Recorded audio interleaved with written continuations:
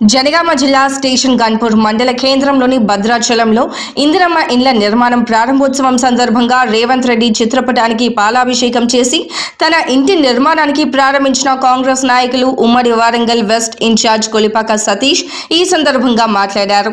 ఈ కార్యక్రమంలో market committee director చింత ఎల్లయ్య, జిల్లా కార్యదర్శి మేకల మల్లేశం, ఇతర కాంగ్రెస్ నాయకులు తదితరులు పాల్గొన్నారు. ఈరోజు నూతనంగా నిర్మాణం చేపడుతున్న ఇల్లు వర్క్ చేయడానికి ఈరోజు ప్రారంభోత్సవం చేయడం జరిగింది. ముఖ్యంగా నేడు కాంగ్రెస్ ప్రభుత్వం ఈరోజు రాష్ట్ర ముఖ్యమంత్రి రేవంత్ రెడ్డి గారు ఇందిరమ్మ ఇండ్లు అనే సంక్షేమ పథకాన్ని ఈరోజు ప్రారంభించడం జరిగింది.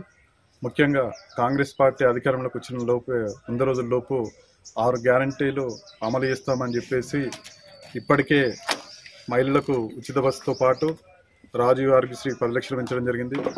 అలాగే గ్యాస్ కూడా 500 రూపాయల గ్యాస్ ఇవ్వడం జరిగింది.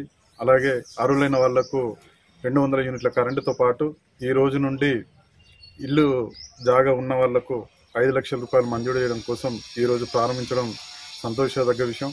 ముఖ్యంగా ఏంటంటే దాదాపు మాకు చిన్ననాటి నుండి ఇల్లు లేక బయట కిరాయిలకు ఉండడం జరుగుతుంది.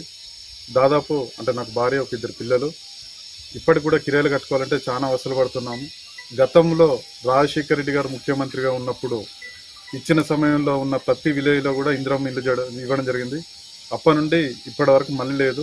గత టీఆర్ఎస్ ప్రభుత్వం 10 సంవత్సరాల అధికారంలో ఉన్నప్పటికీ కూడా డబుల్ బెడ్రూమ్ ఇల్లు ఇస్తామని చెప్పేసి, మరియు 5 లక్షల రూపాయలు ఇస్తామని ఒకసారి, 3 లక్షల రూపాయలు ఇస్తామని చెప్పేసి ఎటువంటి హామీలు ఇవ్వకపోవడం పేద ప్రజలకు ఇల్లు లేక చాలా మంది అవసరపడతారు. ముఖ్యంగా చెప్పాలంటే నాకు కూడా ఇల్లు లేక గత 2019లో ఇక్కడ జాగా ఉంటే కొందరు టీఆర్ఎస్ నాయకులు కబ్జా చేయడం కోసం ట్రై చేశారు. అప్పుడు నాకు ఆర్థిక పరిస్థితులు ఇబ్బందులు ఉండి కూడా అప్పుడు బేస్మెంట్ కట్టుకొని బెడ్ పోసుకోవడం జరిగింది. కానీ టీఆర్ఎస్ ప్రభుత్వం కూడా ఏ ఒక్కరికి కూడా ఇల్లు ఇవ్వలేదు. చివరికి మా నాన్నగారు 2018లో చనిపోయినప్పుడు నేను బయట కిరాయి ఇళ్లలో ఉంటే అక్కడ ఇంటి ఓనర్ వాళ్ళు కూడా ఎవరు వేసుకోకపోవడంతో ఇక్కడ ఖాళీ జాగాలో మా నాన్న శవాన్ని ఇక్కడ వేసుకొని దాన సంస్కారాలు చేయడం జరిగింది. ఈరోజు రేవంత్ రెడ్డి గారు ఈ సంక్షేమ పథకం అమలు చేయడం సంతోషకరంగా ఉంది.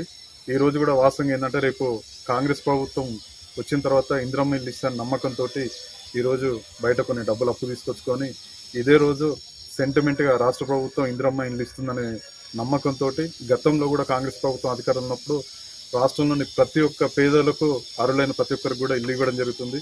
ఈసారి కూడా రేవంత్ రెడ్డి గారు డిప్యూటీ సీఎం బట్టి విక్రమార్క గారి ఆధ్వర్యంలో కూడా ప్రతి ఒక్కరికి కూడా ఇల్లు వస్తుందనే నమ్మకంతో ఈరోజు వారికి పాలాభిషేకం చేసి కొబ్బరికాయలు కొట్టి ఈరోజు ఇల్లు మళ్ళీ వర్క్ స్టార్ట్ చేయడం జరుగుతుంది.